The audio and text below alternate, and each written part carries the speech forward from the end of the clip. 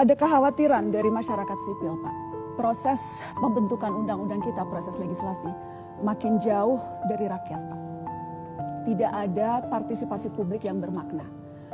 Dan menjadi semakin krusial hari-hari ini, Pak. Terutama karena kalau kita lihat daftar RUU yang akan segera dibahas di DPR, RUU Kepolisian, RUU Kejaksaan, hingga RUU Penyiaran, Pak Presiden.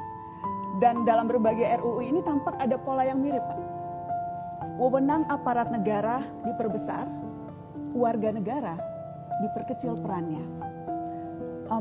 Saya spesifik mau bertanya soal RUU Polri, Pak. Karena di situ tampak bahwa kewenangan kepolisian akan ditambah, padahal justru isu krusialnya adalah pengawasan yang minim.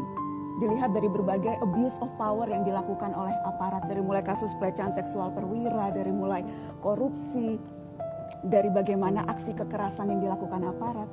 Saya ingin tahu pendapat Bapak sebagai Presiden pribadi. Bapak setuju polisi perlu diperluas kewenangannya atau justru malah harus ditambah pengawasan dan wewenangnya diperkecil, Pak Presiden? Baik, saya jawab ya. Jadi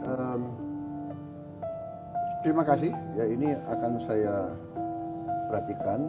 Saya memang percaya dengan sistem ya, tadinya Menko Polkam, habis itu Kapolri, kan ada juga kalau tidak salah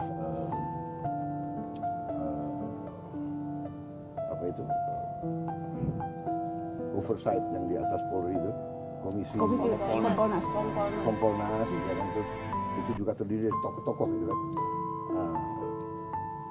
Kemudian kita juga punya, ya kita kan punya sistem politik bahwa semua undang-undang itu kan dibahas oleh semua partai politik yang dipilih oleh rakyat, kan begitu kan?